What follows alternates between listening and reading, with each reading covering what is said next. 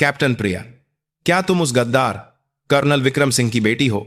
यह वो दिन था जब पुंछ के मैदानों में सर्दियों की बर्फीली हवा चल रही थी। फॉरवर्ड पोस्ट की बुलेट प्रूफ कमांड पोस्ट के अंदर यह सवाल हवा को भी जमा देने वाला था। हाल ही में पूरी हुई सैन्य 5 परते अभ्यास मूल्यांकन के बाद थके हुए यूनिट सदस्यों के बीच सारा शोर मानो एक पल में थम गया। दर्जनों आंखें एक साथ एक ही दिशा में मुड़ गईं। यह सवाल पूछने वाले थे core commander 3 star lieutenant general Rudra Pratap Chauhan. Command post की धुंधली रोशनी में भी उनके सितारे ठंडी चमक बिखेर रहे थे और उनकी अच्छी तरह से इस्त्री की हुई वर्दी की तरह ही उनके चेहरे पर कोई भाव नहीं था। वे कैप्टन प्रिया सिंह को घूर रहे थे। प्रिया सिंह 28 वर्ष की, राष्ट्रीय रक्षा अकादमी एनडीए से सम्मान के साथ स्नातक और क्षेत्र में अनुभव प्राप्त कर रही एक युवा महिला अधिकारी। उसके नेमप्लेट को देखने के बाद जनरल चौहान के मुंह से निकला पहला शब्द न तो प्रशंसा थी और न ही प्रोत्साहन, बल्कि एक गहरा दाग लगाने वाला था। प्रिया का दिल मानो सीने से निकलकर पैरों में आ गिरा। उसकी पीठ पर ठंडा पसीना बहने लगा, लेकिन वह टूटी नहीं, बल्कि उसके कसकर बंद होंठ धीरे धीरे खुले। जनरल साहब, मेरे पिता गद्दार नहीं है। उसकी आवाज में कोई कंपन नहीं था। यह गुस्से को दबाए हुए एक फौलादी आवाज थी। इस जवाब पर रुद्र प्रताप चौहान का एक होंठ व्यंग्यात्मक रूप से मुड़ गया। नहीं है? क्या तुम उस सच्चाई को नकार रही हो जिसे पूरी सेना जानती है? क्या यह एक बेटी का अपने पिता के प्रति अंधा विश्वास है, या यह सेना की आधिकारिक घोषणा का सीधा खंडन है? तुम्हारा पिता अपने साथियों को छोड़कर अपनी जान बचाने के लिए भागा और दुश्मन की गोली से मारा गया। एक सैनिक के लिए सबसे शर्मनाक मौत। मुझे बहुत खेद है कि ऐसे व्यक्ति की बेटी होकर तुम यह पवित्र वर्दी पहने हुए हो। जनरल चौहान के शब्द एक तेज चाकू की तरह न केवल प्रिया के, बल्कि उसे जानने वाले सभी यूनिट सदस्यों के दिलों में चुभ गए। फुसफुसाहट लहरों की तरह फैल गई। कैप्टन प्रिया के पिता वो थे। तभी मैं सोचूं, उनकी आंखों में इतनी सख्ती क्यों है? प्रिया ने अपने होंठ काट लिए। उसे खून का स्वाद महसूस हुआ, लेकिन उसने आंसू नहीं दिखाए। वह प्रशिक्षण से हार्डन्ड एक सैनिक थी और सबसे बढ़कर कर्नल विक्रम सिंह की बेटी थी। मेरे पिता ऐसे व्यक्ति नहीं थे। बस। जनरल चौहान ने हाथ हिलाकर प्रिया को नजरअंदाज कर दिया। जैसे सड़क के किनारे पड़े पत्थर को देखते हुए उन्होंने अपनी नजरें उससे हटा लीं और बगल में खड़े बटालियन कमांडर से पूछा, इस यूनिट का अनुशासन बहुत ढीला हो गया है। एक गद्दार की बेटी फॉरवर्ड लाइन में एक कंपनी की कमान संभाल रही है। कमांडर, बेहतर होगा कि तुम होश में रहो। यह कहकर जनरल चौहान अपने दल के साथ कमांड पोस्ट से बाहर चले गए। जैसे जैसे उनके भारी बूटों की आवाज दूर होती गई, प्रिया की दुनिया खामोश और धुंधली होती गई। पीछे जो कुछ बचा था वह था सहकर्मियों की दया या अवमानना से भरी निगाहें और ठंडी पड़ चुकी हवा। उस रात प्रिया सो नहीं सकी। पुंछ का सरकारी क्वार्टर पुराना और हवादार था। खिड़की से टकराती हवा की आवाज उसे अपने मृत पिता के रोने जैसी लग रही थी। उसने सेना का कंबल ओढ़ लिया और 10 साल पहले की उस दिन की यादों को कुरेदने लगी। बचपन में उसके पिता दुनिया के सबसे बड़े और सबसे मजबूत इंसान थे। एनडीए से निकले एक जिंगिंग सैनिक जो हमेशा चुस्त वर्दी में रहते थे, लेकिन अपनी बेटी के सामने हमेशा एक कोमल मुस्कान बिखेरते थे। प्रिया के सिर पर हाथ फेरते हुए वे हमेशा कहते थे, प्रिया, पापा भारत की रक्षा करने वाले सैनिक हैं और तुम्हारी रक्षा करने वाले पापा भी हैं। पापा चाहे कुछ भी हो जाए, तुम्हें और तुम्हारी मां को कभी नहीं छोड़ेंगे, और न ही अपने साथियों को। और वही पिता एक ऑपरेशन के दौरान अपने साथियों को छोड़कर भागते हुए मारे गए, ऐसा कहा गया। एक गुप्त विशेष ऑपरेशन। विवरण गोपनीय था, लेकिन सेना द्वारा जारी की गई आधिकारिक घोषणा स्पष्ट थी। कर्नल विक्रम सिंह का अचानक पलायन और भागने का प्रयास। एक 16 साल की लड़की के लिए यह सच्चाई सहन करना बहुत क्रूर था। उसकी मां इस सदमे से बीमार पड़ गईं और लंबे समय तक बीमार रहने के बाद चल बसीं। दुनिया सिर्फ उंगलियां उठा रही थी। गद्दार का परिवार का ठप्पा एक अमिट टैटू की तरह उसके साथ चिपक गया। लेकिन प्रिया ने विश्वास नहीं किया। एक पल के लिए भी उसने नहीं सोचा कि उसके पिता अपने साथियों को धोखा दे सकते हैं। उसे अपने पिता के अनगिनत पदक और उनके अधीनस्थों की सम्मान भरी निगाहें याद थीं। इसीलिए वह सैनिक बनी। अपने पिता का सम्मान वापस पाने के लिए, उस दिन की सच्चाई को उजागर करने के लिए। पापा गद्दार नहीं है। उसने अंधेरे में अपनी मुट्ठी भींच ली। आज उसे अपमानित करने वाले जनरल रुद्र प्रताप चौहान का चेहरा उसकी आंखों के सामने आ गया। वह उसके पिता की ही यूनिट से थे। उस दिन के ऑपरेशन में शामिल एकमात्र जीवित बचे और नायक। आधिकारिक घोषणा के अनुसार कर्नल विक्रम सिंह के भागने से मची अफरा तफरी के बीच तत्कालीन लेफ्टिनेंट कर्नल रुद्र प्रताप ने यूनिट को संभाला और बाकी सैनिकों को बचाया। इस वीरता के लिए उन्हें असाधारण पदोन्नति मिली और अब वे कोर के शीर्ष पर एक 3 स्टार जनरल थे। शायद वह सब कुछ जानता है। संदेह का बीज अंकुरित होने लगा। आज प्रिया के प्रति जनरल चौहान की वह ठंडी और तिरस्कारपूर्ण नजर, यह केवल एक गद्दार की बेटी के प्रति नजरिया नहीं था। इसमें कुछ छिपाने वाले की तेज सतर्कता और डर का मिश्रण था। अगली छुट्टी पर मुझे दिल्ली जाना ही होगा, प्रिया ने फैसला किया, जहां उसके पिता सो रहे हैं और जहां से यह सारी त्रासदी शुरू हुई थी। कुछ दिनों बाद बड़ी मुश्किल से छुट्टी लेकर प्रिया सुबह सुबह की ट्रेन में सवार हो गई। जैसे ही ट्रेन पुंछ से दिल्ली की ओर बढ़ी, उसका दिमाग उलझे हुए धागों के गोले की तरह था। दिल्ली छावनी, राष्ट्रीय युद्ध स्मारक, वीरों के स्मारक खंड में नहीं बल्कि सबसे कोने वाले हिस्से में पापियों की कब्रें अलग थीं। राष्ट्रीय कब्रिस्तान में दफन होने के योग्य लेकिन अपमानजनक मौत के कारण अन्य नायकों के साथ नहीं रह सकने वालों के लिए एक जगह, उसके पिता का स्मारक उस ठंडी जमीन पर अकेला खड़ा था। सेना कर्नल विक्रम सिंह का स्मारक, पत्थर पर श्रद्धांजलि का एक भी शब्द अंकित नहीं था। प्रिया अपने साथ लाई गुलदाउदी का एक फूल स्मारक के सामने रखकर एक कड़ा सलाम करती है। पिताजी, मैं आ गई हूं। आपकी बेटी प्रिया। ठंडे पत्थर पर हाथ रखते ही उसे पिता की गर्मी के बजाय सर्दियों की ठंडक महसूस हुई। आज मैं जनरल रुद्र प्रताप से मिली। उन्होंने मुझे आपके सामने, मेरे सभी सैनिकों के सामने गद्दार कहा। उसका गला भर आया, लेकिन प्रिया ने बोलना बंद नहीं किया। मैं ठीक हूं। पिछले कई सालों से यह शब्द सुनती आ रही हूं। लेकिन पिताजी, क्या आप ठीक हैं? क्या आपको इस ठंडी जमीन के नीचे गद्दार के नाम से सोए हुए अन्याय महसूस नहीं होता? अनुत्तरित प्रश्न केवल कब्रिस्तान की सर्द हवा में बिखर गए। प्रिया काफी देर तक वहीं खड़ी अपने पिता को देखती रही। तभी कर्नल साहब ऐसे व्यक्ति नहीं थे। पीछे से आई एक अपरिचित आवाज सुनकर प्रिया चौंककर मुड़ी। एक झुकी हुई कमर वाला बूढ़ा आदमी, जिसने सेना की पुरानी गर्म जैकेट पहन रखी थी, खड़ा था। वह कब्रिस्तान का रखवाला लग रहा था। वह प्रिया से नहीं बल्कि कर्नल विक्रम सिंह के स्मारक से बात कर रहा था। मैंने यहां दशकों तक काम किया है, लेकिन मैंने कभी भी उनकी तरह अन्यायपूर्ण आंखों वाला सैनिक नहीं देखा। तुम कहोगी कि मरे हुए व्यक्ति की आंखें कैसी होती हैं, लेकिन होती हैं, निश्चित रूप से होती हैं। प्रिया अनजाने में उस बूढ़े आदमी के पास चली गई। बाबा, क्या आप मेरे पिता को जानते हैं? बूढ़े आदमी ने तब प्रिया की ओर देखा। उसकी झुर्रीदार आंखों में दया थी। तुम उनकी बेटी हो, बिल्कुल अपने पिता जैसी दिखती हो, खासकर तुम्हारी आंखें जो कभी नहीं झुकेंगी। बूढ़े आदमी ने एक गहरी सांस ली और बात जारी रखी। कर्नल साहब के निधन के कुछ ही समय बाद की बात है। बारिश का दिन था। एक युवा सैनिक आया और इस स्मारक के सामने पूरी रात बैठा रहा। बारिश में पूरी तरह भीगते हुए वह इतना दुखी होकर रो रहा था जैसे किसी ने कोई पाप किया हो। वह स्मारक को पकड़कर बार बार मुझे माफ कर दीजिए, मुझे माफ कर दीजिए कहकर रोता रहा। प्रिया का दिल तेजी से धड़कने लगा। वह कौन था? वह सैनिक? खैर, यह बहुत पुरानी बात है। मुझे उसका रैंक तो याद नहीं, लेकिन मैंने उसकी नेम प्लेट साफ देखी थी। यह एक बहुत ही असामान्य नाम था। बूढ़े आदमी ने थोड़ी देर आसमान की ओर देखकर याद करने की कोशिश की। हां, याद आया। उसका नाम रुद्र प्रताप था। एक पल के लिए प्रिया के दिमाग में कुछ जोरदार टकराया। रुद्र प्रताप, जो उसके पिता को बचाने वाला नायक बना, वह यहां आकर एक पापी की तरह रोया था। यह दुहख या श्रद्धांजलि के आंसू नहीं थे। बूढ़े आदमी के बयान के अनुसार यह निश्चित रूप से अपराधबोध के आंसू थे। बूढ़े आदमी ने अपनी जेब से कुछ निकालकर प्रिया को दिया।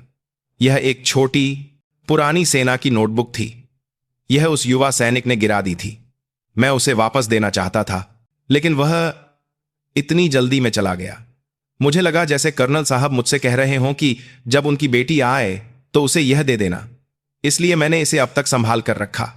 प्रिया ने कांपते हाथों से नोटबुक ली। यह उसके पिता की लिखावट थी। ऑपरेशन क्षेत्र का एक नक्शा, कोड जैसे दिखने वाले नंबर और आखिरी पन्ने पर लिखा एक छोटा वाक्य, सितारा रोशनी निगलना चाहता है, सच्चाई ध्रुव तारे के नीचे है। सेना में सितारा एक जनरल का प्रतीक होता है और ध्रुव तारा प्राचीन काल से ही रास्ता भटकने पर दिशा बताने वाला तारा रहा है। प्रिया नोटबुक हाथ में लिए स्तब्ध खड़ी रही। सब कुछ भ्रमित करने वाला था, लेकिन एक बात स्पष्ट हो गई थी। उसके पिता की मृत्यु में एक बहुत बड़ा रहस्य छिपा था और उस रहस्य की चाबी लेफ्टिनेंट जनरल रुद्र प्रताप चौहान के पास थी। और उसके पिता जानते थे कि उनकी बेटी एक दिन यहां आएगी और सच्चाई को उजागर करने की कोशिश करेगी। सर्दियों की ठंडी हवा एक बार फिर चली और प्रिया की वर्दी के कॉलर में घुस गई, लेकिन अब उसे ठंड नहीं लग रही थी। उसके दिल में एक गर्म आग जलने लगी थी। यह अपने पिता के लिए लालसा थी, सच्चाई के लिए एक इच्छा थी और एक बेटी का गुस्सा था जिसे विशाल शक्ति से लड़ना था। अब युद्ध शुरू हो चुका था। वह अब गद्दार की बेटी नहीं थी। वह अपने पिता का सम्मान वापस पाने के लिए दुश्मन के इलाके में कूदने वाली एक अकेली योद्धा थी। प्रिया ने नोटबुक को अपनी छाती से कसकर लगाया और दृढ़ निश्चय वाली आंखों से युद्ध स्मारक से बाहर निकल गई। उसके कदम अब डगमगा नहीं रहे थे। यूनिट में लौटने के बाद कैप्टन प्रिया का समय 2 भागों में बंट गया। एक, हमेशा की तरह एक आदर्श सैनिक कैप्टन प्रिया का समय था। प्रशिक्षण, सीमा पर गश्त और यूनिट का प्रबंधन, वह अपने कर्तव्यों का पालन बिना किसी त्रुटि के करती रही। उसके अधीनस्थ अभी भी उस पर विश्वास करते थे और उसका अनुसरण करते थे और उसके वरिष्ठों ने उसकी कमान क्षमताओं पर कोई संदेह नहीं किया।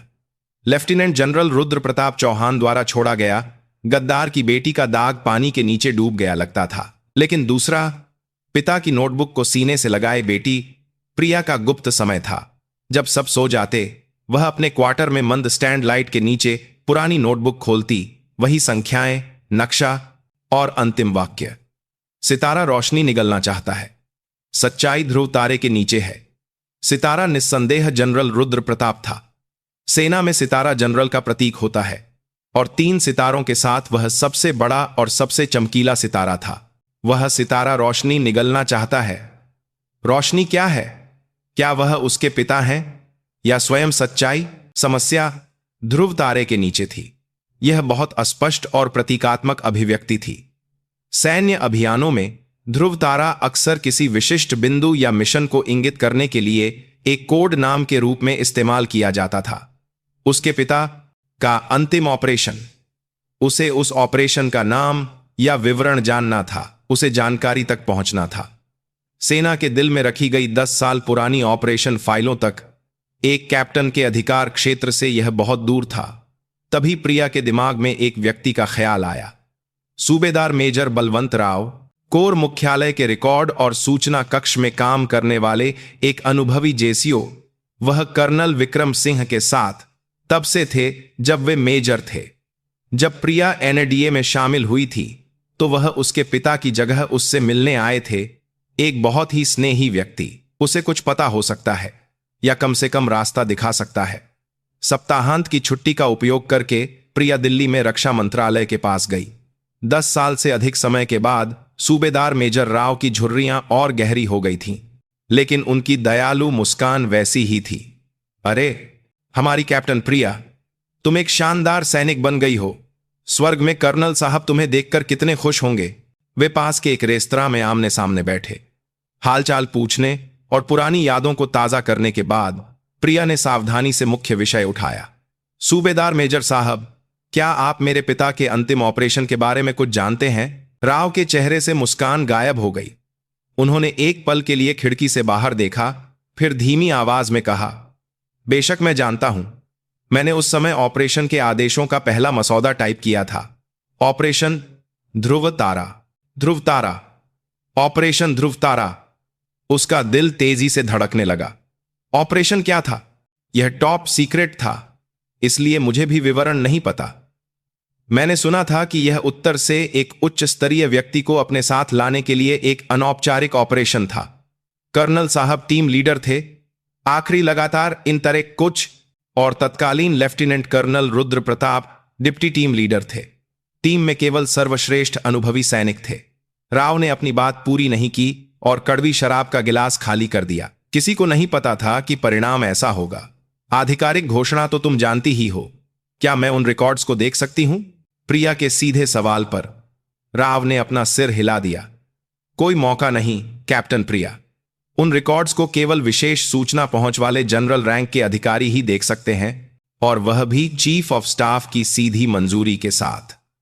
अभी शायद केवल कोर कमांडर रुद्र प्रताप ही उन्हें देखने का अधिकार रखते हैं। अगर यह पता चला कि तुमने कोशिश की तो तुम्हारी सैन्य सेवा खत्म हो जाएगी। यह एक अपेक्षित दीवार थी, लेकिन यह उससे कहीं ज्यादा ऊंची और मजबूत थी। प्रिया के चेहरे पर निराशा छा गई।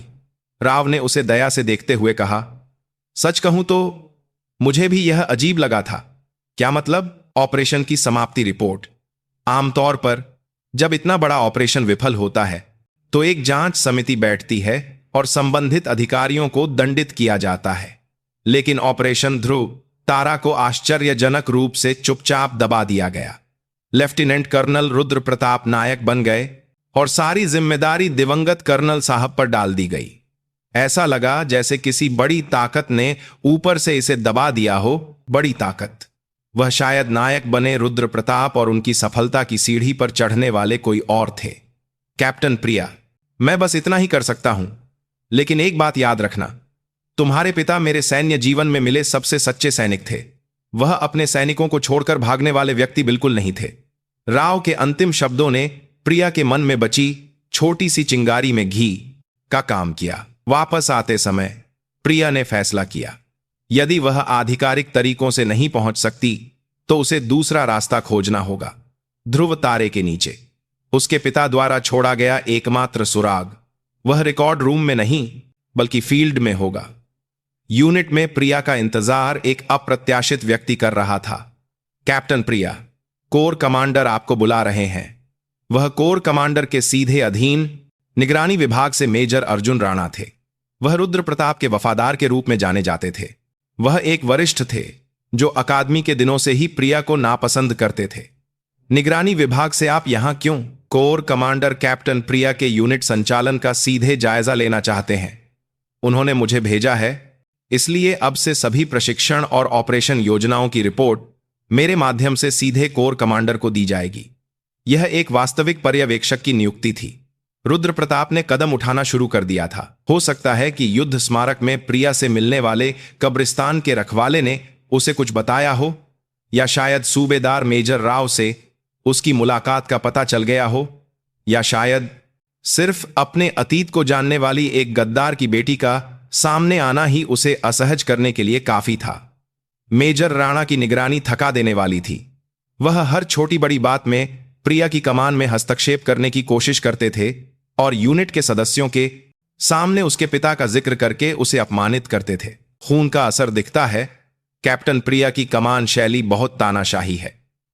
संकट की स्थिति में वह अपने सैनिकों को छोड़कर सबसे पहले भागने वाली है। यूनिट के सदस्यों में बेचैनी शुरू हो गई। उनके सम्मानित कंपनी कमांडर को कोर कमांडर द्वारा सीधे नापसंद किया जा रहा था, और यह संदेह कि वह वास्तव में एक गद्दार की बेटी हो सकती है कोहरे की तरह फैलने लगा। प्रिया पूरी तरह से अकेली पड़ रही थी। इस घुटन भरी निगरानी के बीच प्रिया ने अपने पिता की नोटबुक फिर से खोली। ऑपरेशन ध्रुव तारा का उत्तरी ऑपरेशन क्षेत्र पुंछ के पास का फॉरवर्ड एरिया रहा होगा।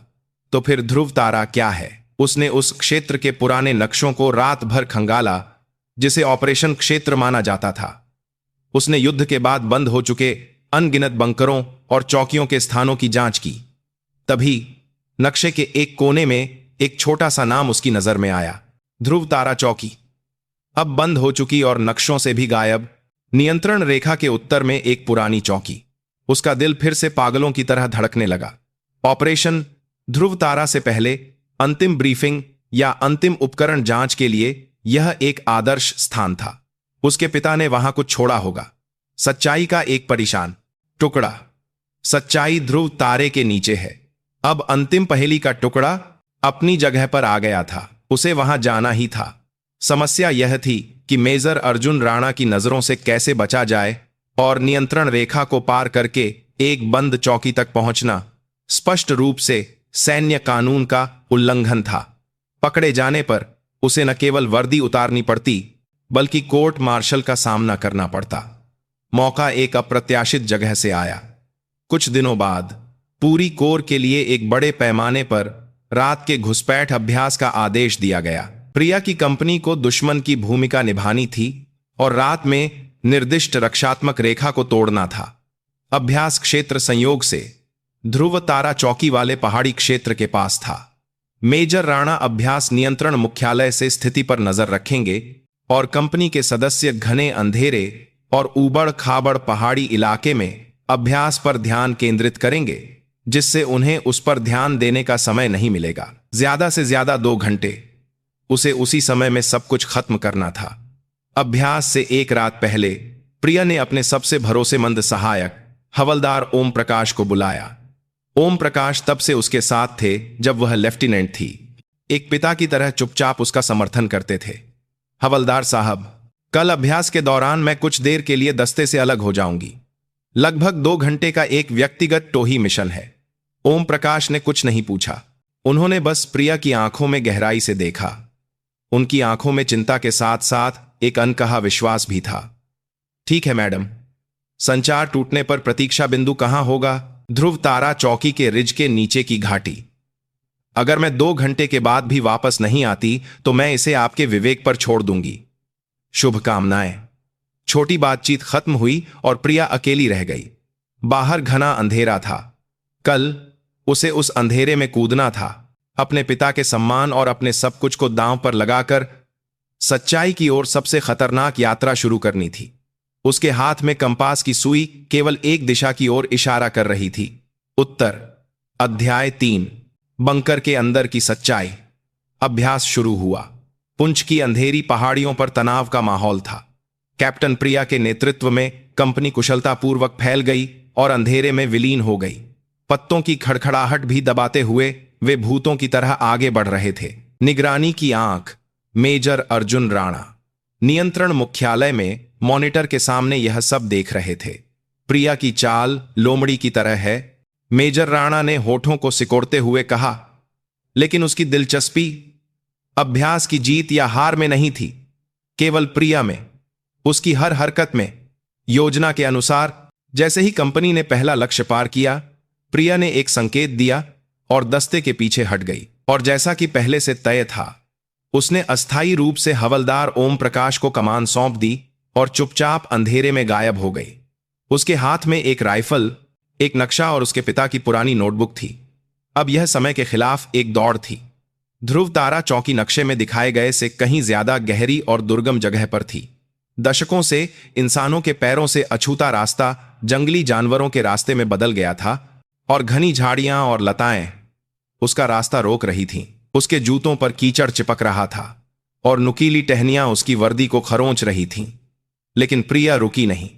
अंधेरे में जानवर की आंखों की तरह चमकती उसकी आंखें केवल एक ही जगह पर केंद्रित थीं, रिज के पार का लक्ष्य। लगभग 1 घंटे बाद अंत में जंगल के बीच से पुरानी कंटीली बाड़ और एक जीर्ण शीर्ण चौकी का ढांचा दिखाई दिया। ध्रुव तारा चौकी। चांदनी में दिखाई देने वाली यह वीरान चौकी एक विशाल जानवर की हड्डियों की तरह डरावनी लग रही थी। गोलियों के निशान वाली बाहरी दीवारें और केवल ढांचा बची खिड़कियां, समय के बोझ और युद्ध के घावों को समेटे हुए यह इतिहास के कब्रिस्तान की तरह खड़ी थी।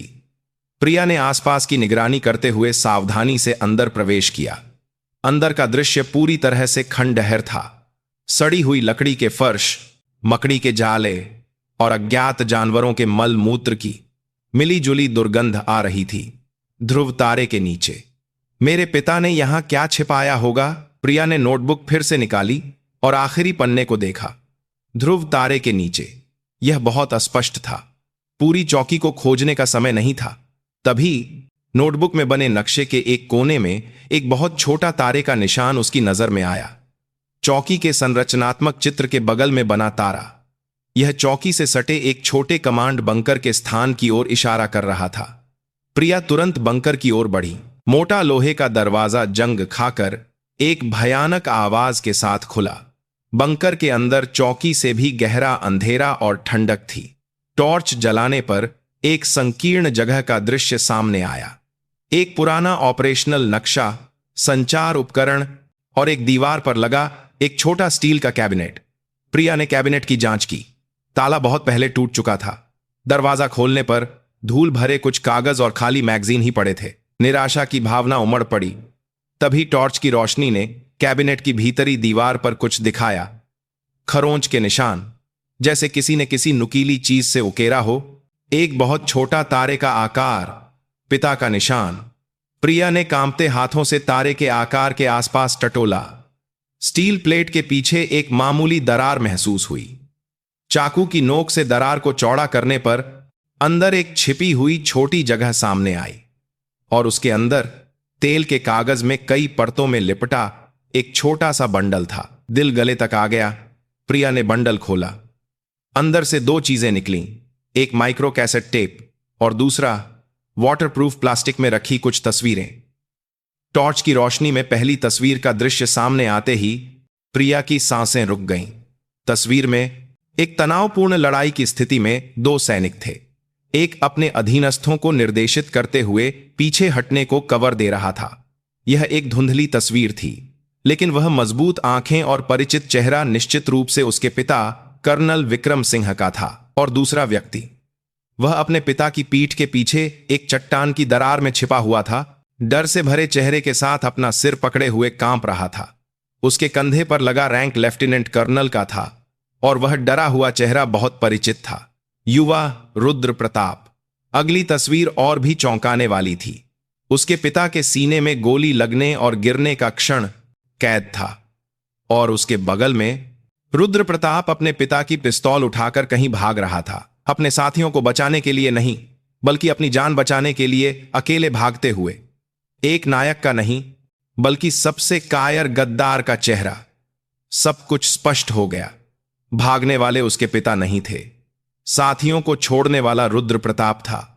उसके पिता सबको बचाने के लिए अंत तक लड़े और मारे गए, और जीवित बचे रुद्र प्रताप ने सारा दोष उसके पिता पर मढ़ दिया और खुद नायक बन गया।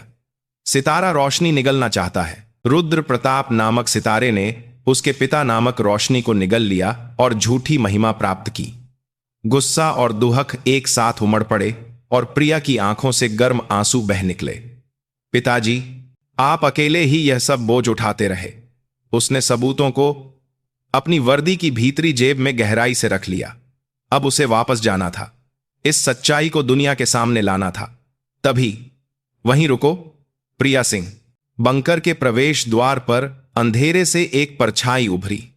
टॉर्च की रोशनी में जो चेहरा सामने आया वह मेजर अर्जुन राणा का था। उसके हाथ में एक पिस्तौल थी। मेरा शक सही था। अभ्यास के बहाने इस सुनसान जगह पर आने का कोई कारण था। गद्दार पिता की बेटी, क्या तुम सबूतों से छेड़छाड़ करने आई हो? प्रिया धीरे धीरे मुड़ी और उसका सामना किया। उसका दिल पागलों की तरह धड़क रहा था, लेकिन उसका चेहरा बर्फ की तरह ठंडा था। छेड़छाड़ सबूतों से नहीं, बल्कि उस सितारे के इतिहास से हुई है जिसकी आप पूजा करते हैं। चुप रहो, अर्जुन चिल्लाया। उसकी आंखें पागलपन से चमक रही थीं।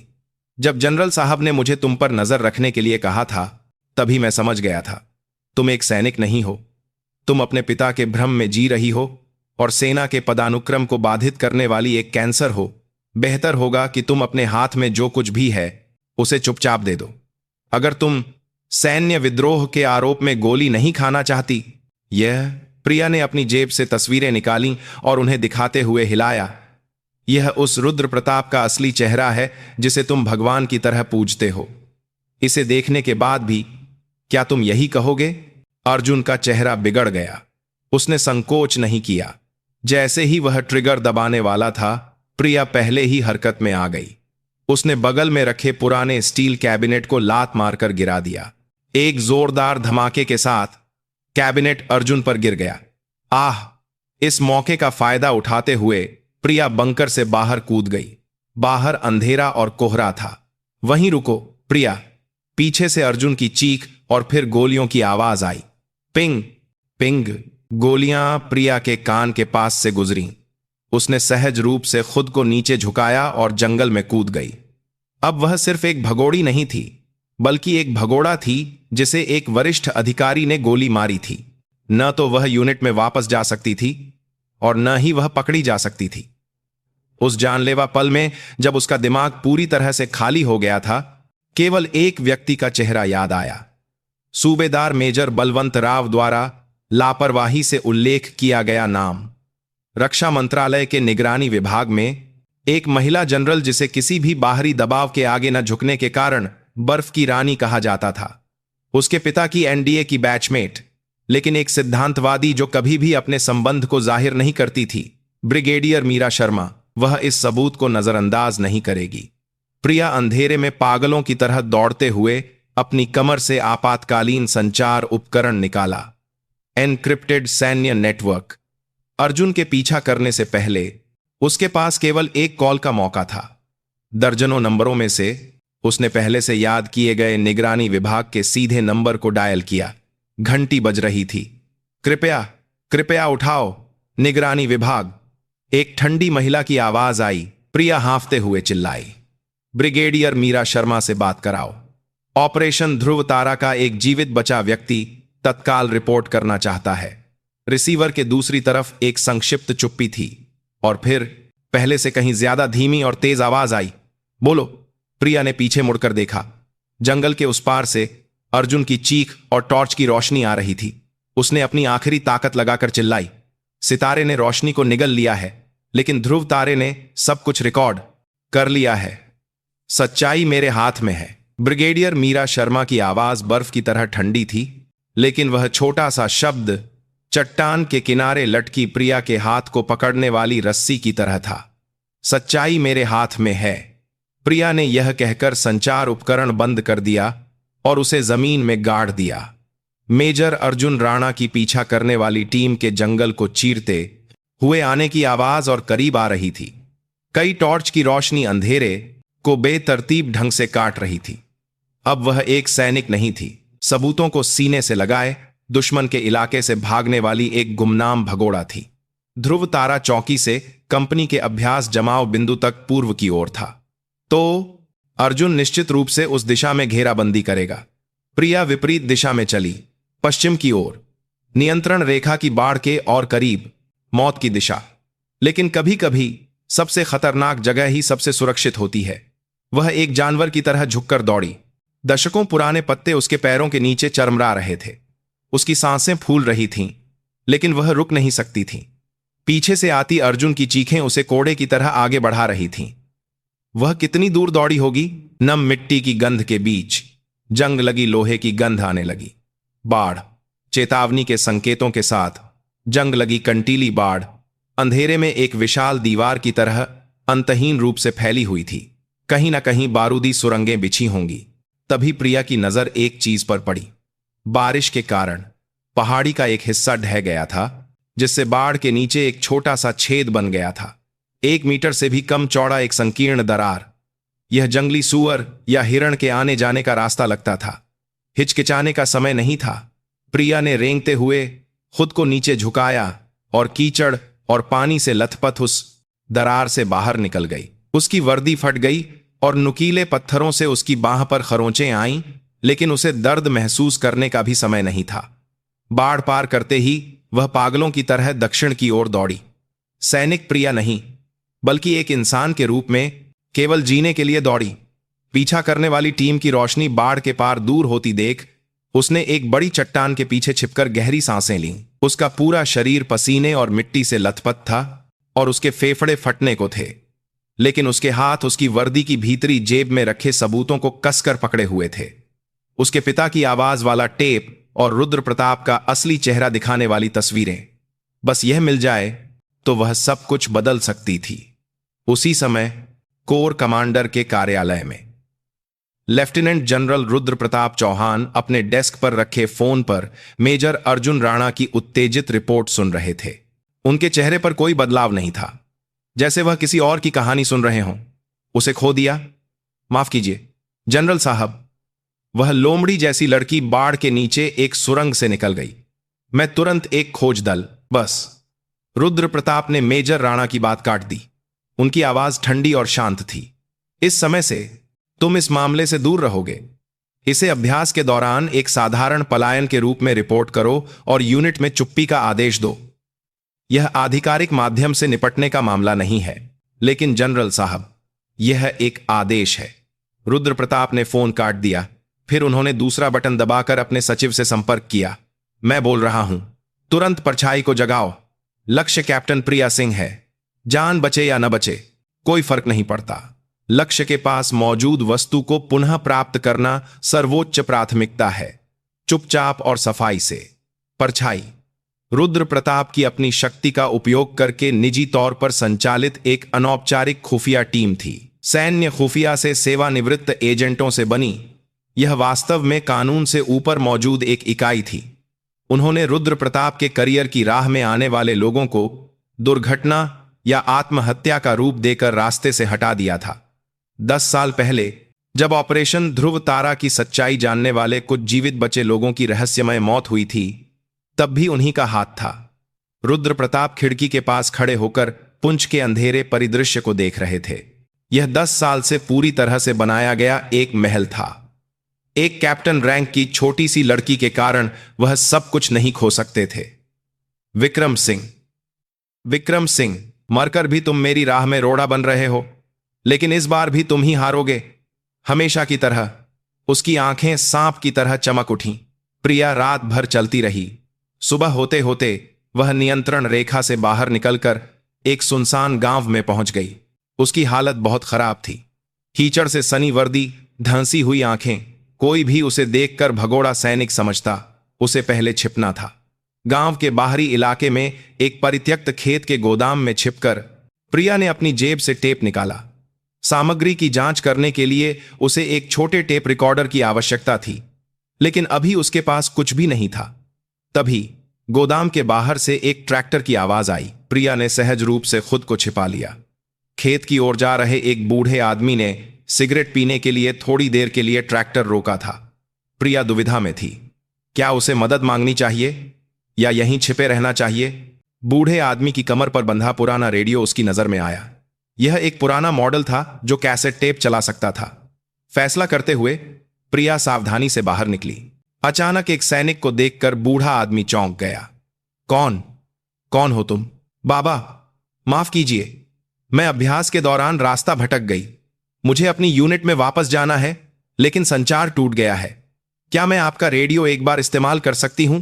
मुझे एक महत्वपूर्ण संचार टेप की जांच करनी है। प्रिया ने यथासंभव हताश और दयनीय चेहरा बनाया। बूढ़े आदमी ने थोड़ी देर शक की नजर से उसे ऊपर से नीचे तक देखा, फिर सहानुभूतिपूर्ण भाव से कहा, अरे बेचारी जवान सैनिक, बहुत मुश्किल में लग रही हो। वैसे भी यह इलाका नए लोगों के लिए भ्रामक है।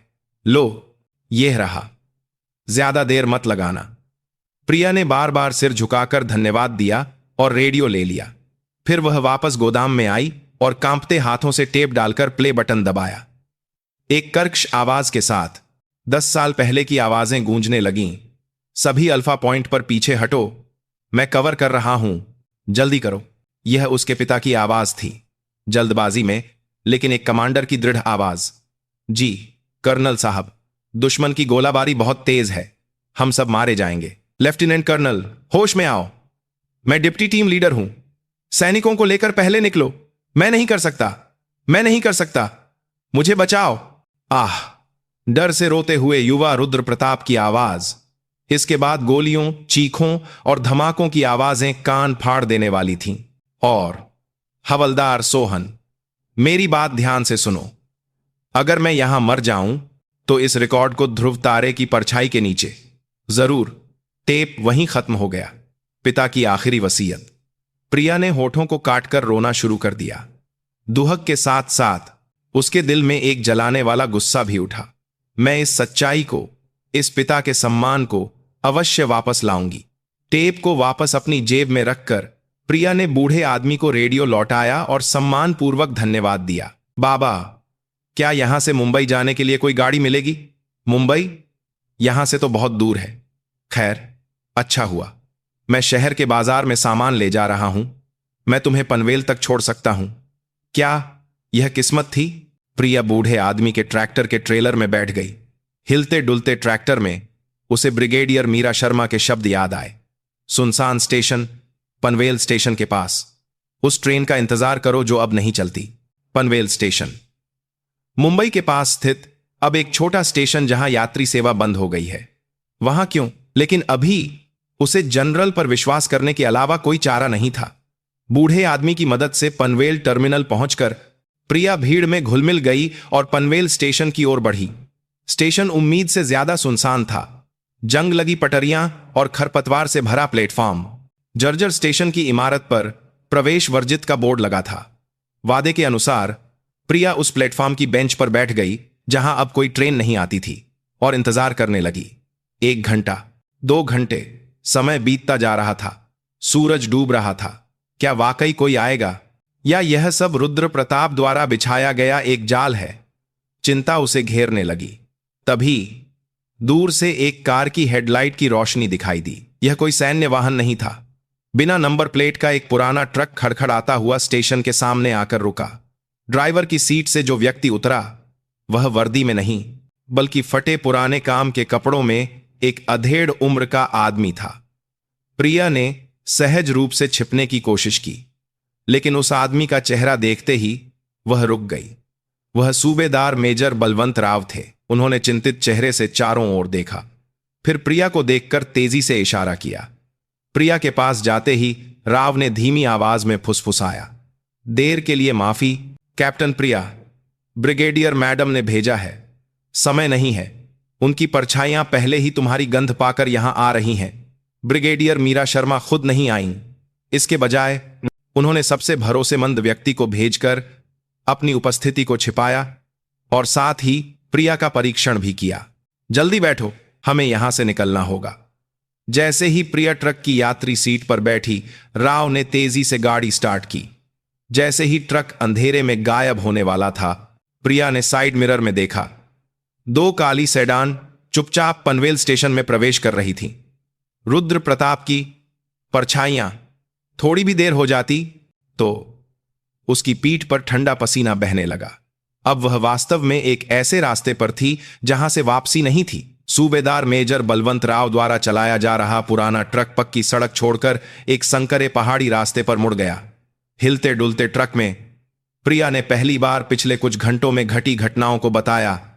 ध्रुव तारा चौकी में खोज, मेजर अर्जुन राणा का पीछा और हताश पलायन। राव चुपचाप गाड़ी चलाते हुए सुनते रहे, लेकिन कसकर पकड़े हुए स्टीयरिंग व्हील पर उभरी नसें उनके गुस्से को बयां कर रही थीं। हम लगभग पहुंच गए। काफी देर तक चलने के बाद ट्रक एक गहरी घाटी में दुनिया से कटे हुए एक छोटे से आश्रम के सामने रुका। अमृतधारा आश्रम। फीकी चांदनी में पुराने साइन बोर्ड पर लिखे अक्षर दिखाई दे रहे थे। यह ब्रिगेडियर मीरा शर्मा द्वारा बताई गई सुरक्षित जगह थी। प्रिया का स्वागत एक सफेद बालों वाले चंबर सामे में वृद्ध साधु ने किया।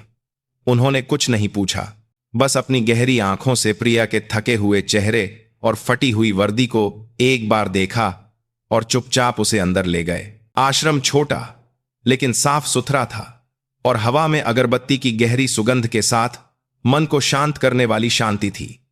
गर्म पानी से मिट्टी और खून धोने और साधु द्वारा दिए गए सादे भोजन से भूख मिटाने के बाद उसका तनाव कम हुआ और उसका पूरा शरीर शीशे की तरह भारी हो गया। कमरे के एक कोने में चुपचाप बैठे राव ने बोलना शुरू किया। यहां के मुख्य साधु ब्रिगेडियर मैडम के परिवार से गहरे जुड़े हुए हैं। कहते हैं कि मैडम के दादाजी ने युद्ध के समय साधु जी की जान बचाई थी। यह जगह दुनिया से अलग है। रुद्र प्रताप की परछाइयां भी यहां आसानी से नहीं पहुंच सकती। सुरक्षित। इस एक शब्द ने पिछले कुछ दिनों से तनाव में रही प्रिया की हिम्मत तोड़ दी। वह अनजाने में गहरी नींद में सो गई। सपने में उसने अपने पिता को देखा। खून बहते और गिरते हुए अंतिम क्षण नहीं, बल्कि बचपन में उसके सिर पर हाथ फेरते हुए पुराने दिनों की तरह वह कितनी देर सोई होगी। दरवाजे के खुलने की आवाज से प्रिया की आंखें खुल गईं। घने अंधेरे में मोमबत्ती की परछाई की तरह एक व्यक्ति कमरे में आया। वर्दी नहीं, बल्कि सादा काला सूट। एक ठंडा और तेज बौद्धिक चेहरा, बर्फ की रानी ब्रिगेडियर मीरा शर्मा। वह एक कुर्सी पर बैठी और नींद से जागी प्रिया को चुपचाप देखती रहीं। उनकी नजरें भेदने वाली और तेज थीं और उनमें दया का कोई अंश नहीं था। कैप्टन प्रिया सिंह, अब रिपोर्ट करो। केवल मेरे सवालों का जवाब दो, भावनाएं नहीं, केवल तथ्य। इसके बाद एक कठोर पूछताछ शुरू हुई। मीरा ने प्रिया के भागने के रास्ते, अर्जुन के साथ टकराव की स्थिति, सबूतों की खोज की प्रक्रिया, सब कुछ विस्तार से पूछा, जैसे वह प्रिया पर विश्वास न करने वाले किसी दुश्मन से पूछताछ कर रही हों। जब भी प्रिया थोड़ी भावनात्मक होती या अनुमान लगाती तो वह बेरहमी से उसकी बात काट देती। क्या अपने पिता का सम्मान वापस पाने की व्यक्तिगत भावना ने तुम्हारे फैसले को कभी धुंधला किया? नहीं मैडम, मैंने एक सैनिक के रूप में केवल सच्चाई को उजागर करने की कोशिश की। क्या तुमने कभी नहीं सोचा कि यह सच्चाई पूरी सेना के सम्मान को धूमिल कर सकती है और संगठन को हिला सकती है? मेरा मानना है कि यदि संक्रमित हिस्से को नहीं काटा गया तो पूरा संगठन सड़ जाएगा। प्रिया पीछे नहीं हटी और सीधे मीरा की आंखों में देखकर जवाब दिया। एक लंबी चुप्पी के बाद मीरा ने, जैसे किसी दस्तावेज की समीक्षा कर रही हो, प्रिया को ऊपर से नीचे तक देखा और अंत में बिना अपने कठोर भाव को बदले कहा, ठीक है, तुम्हारी यह नजर मुझे पसंद आई। तुम अपने पिता जैसी हो। यह उसकी पहली और एकमात्र स्वीकृति थी। सबूत दिखाओ। प्रिया ने अपनी जेब से तस्वीरें और टेप निकाला तो राव ने पहले से तैयार एक छोटा टेप रिकॉर्डर और मैग्नीफाइंग ग्लास लाया। मीरा ने पहले तस्वीरें देखीं। फीकी तस्वीरों में रुद्र प्रताप के कायर चेहरे और उसके पिता के वीर अंतिम क्षणों को बारी बारी से देखते हुए उसकी भौहें थोड़ी सिकुड़ गईं और अंत में टेप बजने लगा। छोटे से कमरे में 10 साल पहले की त्रासदी फिर से जीवंत हो गई। गोलियों की आवाज, चीखें और 3 लोगों की आवाजें। जब सब कुछ खत्म हो गया तो कमरे में भारी चुप्पी छा गई। मीरा ने अपनी आंखें बंद कर ली थीं। उसके बर्फीले चेहरे पर पहली बार एक हल्की सी दरार दिखाई दी। यह गुस्से के करीब की भावना थी। मैं लंबे समय से रुद्र प्रताप पर शक कर रही थी, मीरा ने अंत में कहा। उसकी पदोन्नति की गति असामान्य थी और उसका करियर केवल ऑपरेशन ध्रुव तारा की एक वीर गाथा पर टिका था और उस ऑपरेशन के जीवित बचे लोग बहुत सफाई से गायब हो गए। दुर्घटना, बीमारी, अज्ञात सेवानिवृत्ति, जैसे किसी ने जानबूझकर उन्हें मिटा दिया हो। उसने प्रिया की ओर देखा, लेकिन मेरे पास केवल संदेह था, कोई ठोस सबूत नहीं था। कैप्टन प्रिया, तुम वह निर्णायक सबूत लेकर आई हो। अब हमें क्या करना चाहिए अगर हम यह सबूत जमा करते हैं? बिल्कुल नहीं, मीरा ने प्रिया की बात काट दी। रुद्र प्रताप अब एक बहुत बड़ा आदमी है। न केवल सेना में बल्कि सरकार और संसद में भी उसके लोग हैं। जिस क्षण हम इस सबूत को आधिकारिक तौर पर पेश करेंगे, वे यह कहकर सब कुछ दबा देंगे कि एक गद्दार की बेटी ने बदला लेने के लिए सबूतों से छेड़छाड़ की है। तुम्हें सैन्य रहस्य लीक करने और विद्रोह के आरोप में कोर्ट मार्शल किया जाएगा और हम बिना किसी निशान के गायब हो जाएंगे। तो क्या कोई रास्ता नहीं है? प्रिया की आवाज में निराशा थी। हमें सीधे नहीं लड़ना है। उनके बनाए खेल में हम हमेशा हारेंगे। हमें अपना खुद का खेल बनाना होगा। मीरा की आंखें ठंडी चमक उठीं। टेप में तुम्हारे पिता के अंतिम शब्द याद हैं। उन्होंने हवलदार सोहन को यह रिकॉर्ड देने के लिए कहा था। तस्वीरें और टेप शक्तिशाली हैं, लेकिन रुद्र प्रताप उन्हें मनगढ़ंत बता सकता है। लेकिन अगर उस समय का एक जीवित गवाह सामने आए और कहे कि यह सबूत असली है, तो कहानी बदल जाएगी। जनमत बदलेगा, मीडिया इसे उठाएगा और तब रुद्र प्रताप भी टिक नहीं पाएगा। हमारा लक्ष्य एक ही है, टेप में उल्लिखित हवलदार को खोजना। उस पल मिशन का लक्ष्य स्पष्ट हो गया। सूबेदार मेजर बलवंत राव ने तुरंत अपना लैपटॉप खोला। उनके पास सेना के कार्मिक डेटाबेस तक पहुंचने का अपना एक तरीका था। ऑपरेशन के समय कर्नल विक्रम सिंह के सीधे अधीन सोहन नाम के 3 हवलदार थे। एक ऑपरेशन में शहीद हो गया, दूसरा वर्तमान में विदेश में तैनात है और अंतिम एक। राव की उंगली रुक गई। स्क्रीन पर एक व्यक्ति का विवरण दिखाई दिया, सोहन लाल, तत्कालीन रैंक हवलदार। विशेष टिप्पणी, ऑपरेशन ध्रुव तारा की समाप्ति के 1 महीने बाद वरिष्ठ अधिकारी पर हमला और आदेश की अवज्ञा के लिए अपमानजनक तरीके से बर्खास्त। मिल गया, राव की आवाज में जोश था। जीवित गवाह, जिसने उसके पिता के अंतिम क्षणों को देखा था। बर्खास्तगी के बाद उसका पता नहीं चल पाया, लेकिन अंतिम ज्ञात पता मुंबई के बंदरगाह के पास था। तभी अंधेरे और चुप्पी में डूबे आश्रम की शांति को तोड़ते हुए एक स्पष्ट लेकिन तेज घंटी की आवाज गूंज उठी। यह साधु द्वारा खतरे का संकेत देने के लिए पहले से तय किया गया संकेत था। तीनों ने एक साथ खिड़की से बाहर देखा। आश्रम को घेरे हुए जंगल में अंधेरे में काले कपड़े पहने कई परछाइयां चुपचाप घेरा बना रही थीं। उनकी हरकतें सैनिकों जैसी नहीं थीं, बल्कि और भी तेज और क्रूर हथियारों जैसी थीं। रुद्र प्रताप की परछाइयां ने अंततः सुरक्षित स्थान का पता लगा लिया था। राव ने घबराकर कहा, मैडम, अब बहुत देर हो चुकी है। मीरा हालांकि घबराई नहीं। उसका चेहरा और भी ठंडा और सख्त हो गया। नहीं, यह तो बस शुरुआत है। साधु जी, वादा किया हुआ रास्ता खोलिए। बर्फ की रानी का किला इतनी आसानी से नहीं टूटने वाला था। इस तरफ साधु ने पूजा की मूर्ति के पीछे छिपी एक दीवार को धकेला। एक भारी आवाज के साथ एक संकीर्ण और अंधेरी भूमिगत सुरंग का रास्ता खुला, जिसमें एक व्यक्ति मुश्किल से गुजर सकता था। कहा जाता है कि यह दशकों पहले युद्ध से बचने के लिए भिक्षुओं द्वारा इस्तेमाल की जाने वाली एक गुप्त गुफा थी। समय नहीं है, जल्दी करो। ब्रिगेडियर मीरा शर्मा के आग्रह पर तीनों एक एक करके अंधेरे में गायब हो गए। साधु ने उनकी पीठ के पीछे चुपचाप हाथ जोड़े।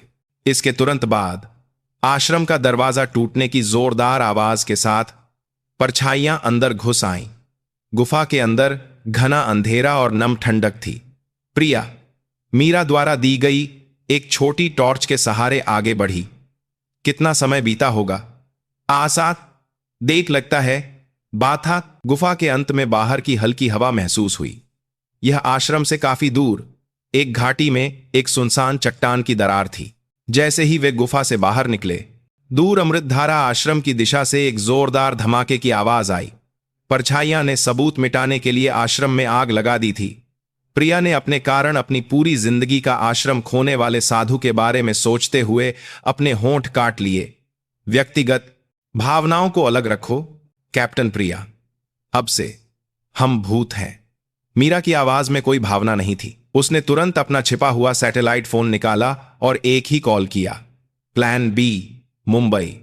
छोटी कॉल के बाद उसने प्रिया और राव को देखते हुए कहा, मेरी आधिकारिक पहचान अब कोई मदद नहीं करेगी। जैसे ही रुद्र प्रताप को पता चलेगा कि मैंने तुमसे संपर्क किया है, वह मुझे फंसाने का तरीका ढूंढ लेगा। अब से हम अनौपचारिक रूप से काम करेंगे। वे रात भर पहाड़ी रास्तों पर चले और सड़क पर आए और एक तयशुदा जगह पर एक पुराने डिलीवरी ट्रक में सवार हो गए। अब उनका लक्ष्य एक ही था, मुंबई में छिपे सोहन लाल को खोजना। मुंबई बंदरगाह एक विशाल और जटिल भूल भुलैया की तरह था। जंग लगे कंटेनर पहाड़ों की तरह ढेर थे और जहाजों के हॉर्न, मशीनों का शोर और नमकीन समुद्री हवा की गंध मिली जुली थी। सोहन लाल का अंतिम पता एक पुराना गेस्ट हाउस, बहुत पहले पुनर्विकास में ध्वस्त हो चुका था। रुद्र प्रताप की परछाइयां भी निश्चित रूप से यहां मुंबई आएंगी। उनकी खुफिया जानकारी हमसे बेहतर है, इसलिए यह समय के खिलाफ एक दौड़ है। मीरा की बात सही थी। उन्होंने अलग अलग होकर काम करना शुरू कर दिया। मीरा ने अपने अनौपचारिक नेटवर्क का उपयोग करके बंदरगाह के श्रमिक बाजार के रिकॉर्ड खंगाले और सूबेदार मेजर राव ने अपनी मिलनसारिता का उपयोग करके पुराने नाविकों और व्यापारियों से सोहन लाल के बारे में पूछताछ की। प्रिया ने एक पहाड़ी पर जगह बना ली जहां से पूरे बंदरगाह को देखा जा सकता था और संदिग्ध वाहनों या व्यक्तियों की गतिविधियों पर नजर रखी। 2 दिन बीत गए, लेकिन कोई सफलता नहीं मिली। सोहन लाल नाम जैसे कभी अस्तित्व में ही नहीं था। उसका कोई निशान नहीं मिला। बेचैनी उन्हें दबाने लगी। शायद वह पहले ही मर चुका है। राव की बात पर सब चुप हो गए। रुद्र प्रताप ने उसे ऐसे ही नहीं छोड़ा होगा। तभी 2 दिनों से दूरबीन से बंदरगाह को देख रही प्रिया ने कहा, नहीं, वह जीवित है और हम गलत तरीके से खोज रहे हैं। क्या मतलब? हम सोहनलाल को खोज रहे हैं, लेकिन एक अपमानजनक बर्खास्तगी के बाद छिपकर रहने वाला व्यक्ति अपना असली नाम इस्तेमाल नहीं करेगा। वह निश्चित रूप से एक अलग नाम, एक अलग रूप में जी रहा होगा। प्रिया ने पिछले 2 दिनों में बंदरगाह पर काम करने वाले अनगिनत मजदूरों के चेहरों को अपनी याद में बसा लिया था। उनमें से कुछ लोग विशेष रूप से ध्यान खींचने वाले थे। उनमें से एक, जो हमेशा बंदरगाह के सबसे कोने वाले हिस्से में अकेले चुपचाप माल उतारने का काम करता था, वह दूसरे मजदूरों से घुलता मिलता नहीं था और काम खत्म होने के बाद हमेशा शराब की बोतल लेकर कहीं गायब हो जाता था। सबसे बढ़कर जो चीज प्रिया की नजर में आई वह थी भारी सामान उठाते समय उसके मजबूत कंधे और तेज आंखें। यह एक साधारण मजदूर का शरीर नहीं था, यह एक विशेष बल के सैनिक का शरीर था जिसने कठिन प्रशिक्षण प्राप्त किया था। वह व्यक्ति, प्रिया ने एक आदमी की ओर इशारा किया। अगले दिन उन्होंने अपना ऑपरेशन शुरू किया। प्रिया ने खुद उससे संपर्क करने का फैसला किया। उस आदमी को काम खत्म करके एक सस्ते बार में जाते देख प्रिया उसके पीछे पीछे अंदर गई। वह आदमी कोने की एक मेज पर बैठकर चुपचाप शराब पी रहा था। प्रिया चुपचाप उसके सामने बैठ गई। बहुत समय हो गया, सोहनलाल जी। उस आदमी की आंखों में एक पल के लिए जानलेवा चमक आ गई। वह अपनी जगह से उठा और प्रिया का कॉलर पकड़ लिया। कौन हो तुम? कर्नल विक्रम सिंह की बेटी प्रिया सिंह। विक्रम सिंह का नाम सुनते ही उस आदमी के हाथ ढीले पड़ गए। उसने प्रिया को घूरते हुए कहा, यहां क्यों आई हो? मरने का शौक है क्या? तुरंत दफा हो जाओ, मुझे कहानी सुननी है। ऑपरेशन ध्रुव तारा की सच्चाई। सोहन लाल पागलों की तरह हंसने लगा। सच्चाई? कोई सच्चाई नहीं है। उस दिन हम सब मर गए और केवल जनरल रुद्र प्रताप ही जीवित बचे, समझी? अब जाओ यहां से। क्या मुझे भी मरवाना चाहती हो? उसने प्रिया को धक्का दिया और बाहर भाग गया। लेकिन प्रिया ने हार नहीं मानी। वह लड़खड़ाते हुए गली में गायब होते उसके पीछे भागी। एक बंद गली। सोहन लाल दीवार से सटकर दर्द से अपना सिर पकड़ रहा था। प्रिया उसके सामने खड़ी हुई और अपनी जेब से छोटा, उसके 5 साल पर बांध दीवार से सड़कता है, टेप रिकॉर्डर निकाला और प्ले बटन दबाया। हवलदार सोहन, मेरी बात ध्यान से सुनो। अगर मैं यहां मर जाऊं तो इस रिकॉर्ड को ध्रुव तारे की परछाई के नीचे जरूर। गली में उसके सम्मानित कमांडर की अंतिम आवाज गूंज उठी। सोहन लाल का शरीर अकड़ गया। उसने कांपती आंखों से रिकॉर्डर को देखा। दशकों से शराब और बुरे सपनों में दबी उस दिन की यादें नरक के द्वार खोलकर बाहर आ गईं। कर्नल साहब। सोहन लाल वहीं गिर पड़ा। वह एक बच्चे की तरह रोने लगा। उसके रोने में पिछले कई सालों का डर, अपराधबोध और अन्याय सब कुछ समाया हुआ था। काफी देर रोने के बाद उसने अंततः सब कुछ उगल दिया। कर्नल साहब हमें बचाने के लिए अकेले रह गए थे। रुद्र प्रताप, वह कमीना, अपनी जान बचाने के लिए भाग गया और हम जीवित बचे लोगों को हमारे परिवारों का वास्ता देकर धमकाया कि अगर हमने उसकी बात नहीं मानी तो हमारे परिवार भी सुरक्षित नहीं रहेंगे। गुस्से में सोहन लाल ने मुट्ठी से दीवार पर मारा। मैंने उसकी यह बात सुनकर उसके मुंह पर मुक्का मार दिया था। यही कारण था कि मुझे अपमानजनक तरीके से बर्खास्त किया गया। वह सिर्फ एक गद्दार नहीं है, वह एक शैतान है। सोहन लाल ने कुछ तय करते हुए कांपती आवाज में आगे कहा। वह इतना हताश इसलिए था क्योंकि उस ऑपरेशन का असली लक्ष्य उत्तर के एक उच्च स्तरीय अधिकारी द्वारा चुराए गए सेना के आंतरिक गुप्त धन की सूची थी। यह एक पंडोरा का बक्सा था जिसमें तत्कालीन सैन्य खरीद विभाग के अधिकारियों के नाम लिखे थे। कर्नल साहब ने उसे हासिल कर लिया था, लेकिन रुद्र प्रताप ने कर्नल साहब के मरते ही वह बैग चुरा लिया। उसने उसी से सौदा किया। अपनी वीर गाथा बनाने के बदले में उसने उस भ्रष्टाचार की सूची का एक हिस्सा सौंप दिया और बाकी को अपने करियर के लिए बीमा के रूप में रख लिया। कल्पना से भी बड़ी सच्चाई। रुद्र प्रताप ने केवल अपने व्यक्तिगत भ्रष्टाचार को नहीं छिपाया था, वह सेना को हिला देने वाले एक विशाल भ्रष्टाचार के केंद्र में था। गवाही दीजिए, मेरे साथ लड़िए, कर्नल साहब के सम्मान के लिए। प्रिया की विनती पर सोहन लाल की मृत आंखों में धीरे धीरे एक चिंगारी जलने लगी। लड़ना होगा। मैंने कर्नल साहब के साथ बहुत अन्याय किया है, अब उसे चुकाना होगा। जैसे ही उसने फैसला किया और अपनी जगह से उठा, अंधेरी गली के दोनों प्रवेश द्वार एक साथ बंद हो गए। चुपचाप काले सूट पहने आदमी दिखाई दिए। उनमें से एक नेता जैसा दिखने वाला, जिसके चेहरे पर एक निशान था, ताली बजाते हुए आगे बढ़ा। कितना मार्मिक पुनर्मिलन है। भूतों की पार्टी यहीं खत्म होती है। परछाइयां वे शुरू से ही सोहनलाल पर नजर रख रहे थे और प्रिया के आने और सब कुछ पुष्टि करने का इंतजार कर रहे थे। जनरल रुद्र प्रताप ने आपको नमस्कार भेजा है और कहा है कि आप दोनों आराम करें। निशान वाले आदमी ने मुस्कुराते हुए अपनी जेब से साइलेंसर लगी पिस्तौल निकाली। चारों ओर से घिरी एक बंद गली, अब भागने की कोई जगह नहीं थी। कितना मार्मिक पुनर्मिलन है। भूतों की पार्टी यहीं खत्म होती है। निशान वाले आदमी के शब्द मौत की सजा की तरह थे। अंधेरी और नम गली की हवा शीशे की तरह भारी हो गई। प्रिया ने सहज रूप से सोहनलाल के सामने खड़े होकर उसे बचाने की कोशिश की। उसके हाथ में कोई हथियार नहीं था, लेकिन उसकी आंखों में कोई डर नहीं था। मौत के डर से ज्यादा अपने पिता के सम्मान और इस सारी सच्चाई को अपनी आंखों के सामने खोने का डर बड़ा था। जनरल रुद्र प्रताप ने आपको नमस्कार भेजा है और कहा है कि आप दोनों आराम करें। निशान वाले आदमी के होंठों पर क्रूर मुस्कान के साथ साइलेंसर लगी पिस्तौल प्रिया के दिल पर तान दी गई। सोहनलाल डर के मारे सांस भी नहीं ले पा रहा था। जिस क्षण लगा कि सब कुछ खत्म हो गया है, तभी स्क्रिच रात की खामोशी को चीरती हुई तेज टायरों की आवाज के साथ दो काली सेडान गली के प्रवेश द्वार पर फिसलते हुए आईं और परछाइयों का रास्ता रोक दिया। साथ ही गली के दूसरी तरफ से भी गाड़ियां आईं और घेराबंदी कर लीं। मानो किसी इशारे पर गाड़ियों के दरवाजे खुले और मजबूत कद काठी के लोग बाहर निकले। सैनिकों या परछाइयों से अलग उनकी हरकतें खुरदरी और सहज थीं। वे पुलिस वाले थे। वीवी तेज सायरन के बजाय धीमी चेतावनी रोशनी ने गली को नीले और लाल रंगों से भर दिया। परछाइयां घबरा गईं। कानून के दायरे से बाहर काम करने वालों के लिए कानून प्रवर्तन का आगमन सबसे बड़ी बाधा थी। यहां गोलीबारी होने पर आंच रुद्र प्रताप तक भी पहुंच सकती थी। निशान वाले आदमी के चेहरे से मुस्कान गायब हो गई। उसने प्रिया को घृणा से एक बार देखा, फिर धीमी आवाज में आदेश दिया, पीछे हटो। परछाइयां धुएं की तरह इमारतों की छतों और दीवारों के पार बिखर गईं।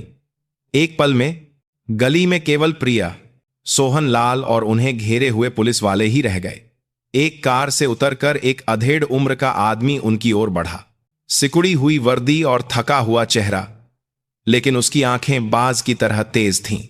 कैप्टन प्रिया सिंह, आप कौन हैं? Mumbai police, crime branch, inspector Kabir Sharma. Brigadier Meera Sharma के एक दोस्त का मुंह पर कुछ कर्ज है।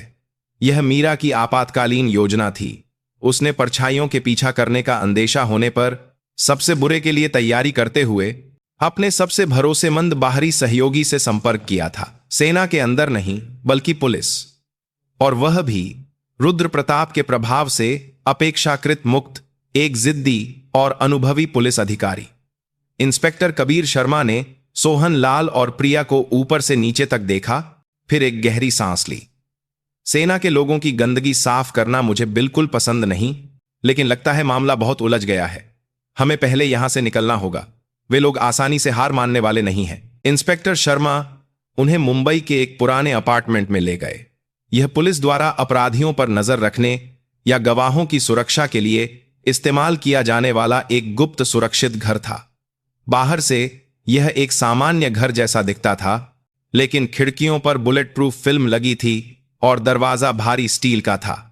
अंदर ब्रिगेडियर मीरा शर्मा और सूबेदार मेजर बलवंत राव बेसब्री से उनका इंतजार कर रहे थे। तुम सुरक्षित हो, मीरा ने राहत की सांस के बजाय एक छोटा औपचारिक वाक्य कहा, लेकिन उसकी आंखों में एक हल्की सी कंपन थी। सुरक्षित घर में जमा हुए 5 लोगों के बीच भारी तनाव था। सोहनलाल अभी भी कोने में बेचैन होकर अपने नाखून चबा रहा था और राव उसे शांत कर रहे थे। इंस्पेक्टर कबीर शर्मा हाथ बांधे दीवार से सटकर खड़े थे, जैसे उन्हें यह सब पसंद नहीं आ रहा हो। ब्रिगेडियर, आप यह क्या कर रही हैं? आज जो लोग आए थे वे साधारण गुंडे नहीं थे। वे लोग किसी को मारना मक्खी मारने से भी आसान समझते हैं। क्या आप अपने सेना के आंतरिक मामले में हमारे लोगों की जान भी जोखिम में डालना चाहती हैं? इंस्पेक्टर शर्मा के तेज सवालों पर मीरा ने कहा, इंस्पेक्टर, यह केवल सेना का आंतरिक मामला नहीं है। यह राष्ट्रीय सुरक्षा को हिला देने वाला एक विशाल कैंसर है। क्या आपने कभी नहीं सोचा कि आपके द्वारा पीछा किए जा रहे ड्रग्स और अवैध हथियार सिंडिकेट का पैसा कहां जाता है? उसने सोहनलाल द्वारा बताई गई गुप्त धन की सूची का संकेत दिया। रुद्र प्रताप ने जो चुराया था वह केवल एक खाता बही नहीं थी, बल्कि सेना, राजनीति और व्यापार को जोड़ने वाली भ्रष्टाचार की एक विशाल श्रृंखला थी। इंस्पेक्टर शर्मा का चेहरा सख्त हो गया। उन्होंने भी महसूस किया था कि उनके अधिकार क्षेत्र में होने वाले अनगिनत अपराधों के पीछे एक अदृश्य विशाल शक्ति है। तो योजना क्या है? अब सारे पत्ते हमारे पास हैं, सबूत और गवाह, लेकिन हम इन पत्तों को खुद नहीं खेल सकते। जैसे ही हम उन्हें रुद्र प्रताप के बनाए खेल में डालेंगे, सब कुछ अमान्य हो जाएगा। हमें एक नया खेल बनाना होगा। मीरा की नजर प्रिया पर गई। हम एक ऐसे न्यायाधीश को लाएंगे जिसे दुनिया नजरअंदाज नहीं कर सकती। मीडिया, जिस मीडिया का उसने उल्लेख किया वह अंजलि शर्मा नामक एक खोजी पत्रकार थी। सत्ता के दबाव के आगे न झुकने और निडर रिपोर्टिंग के लिए जानी जाने वाली, जिसने कई बड़े लोगों का पर्दाफाश किया था। हम सब कुछ पत्रकार अंजलि शर्मा को देंगे, टेप, तस्वीरें और सोहनलाल जी की गवाही। जब वह इस कहानी को उजागर करेगी तो रुद्र प्रताप और उसे बचाने वाली ताकतें भी सच्चाई को नहीं दबा पाएंगी। यह आखिरी जुआ था। सब कुछ एक ही पत्रकार पर दांव पर लगाना, एक बहुत ही जोखिम भरी योजना, लेकिन यही एकमात्र रास्ता था। मीरा ने एक एन्क्रिप्टेड ईमेल के माध्यम से अंजलि शर्मा से संपर्क किया। ऑपरेशन ध्रुव तारा का भूत आपसे मिलना चाहता है। एक छोटा संदेश। कुछ घंटों बाद एक छोटा जवाब आया। कल दोपहर 3 बजे, राष्ट्रीय कला केंद्र, मुंबई की लॉबी। मेरे हाथ में लाल स्कार्फ ढूंढना। अंजलि शर्मा भी एक कठिन प्रतिद्वंद्वी थी। अपनी सुरक्षा सुनिश्चित करने के लिए उसने सबसे भीड़भाड़ वाली और सार्वजनिक जगह चुनी थी। वहां रुद्र प्रताप की परछाइयां भी आसानी से कुछ नहीं कर सकती थीं। सारी योजना बन गई और सभी की भूमिकाएं तय हो गईं। इंस्पेक्टर कबीर शर्मा ने सुरक्षित घर के आसपास की सुरक्षा और कला केंद्र तक सुरक्षित यात्रा की जिम्मेदारी ली। सूबेदार मेजर राव ने सोहनलाल को शांत करने और किसी भी आपात स्थिति के लिए एक भागने का मार्ग सुरक्षित करने का काम संभाला। और प्रिया, उसने सबूत और गवाह को सीधे अंजलि शर्मा से मिलाने की सबसे महत्वपूर्ण और खतरनाक भूमिका निभाई।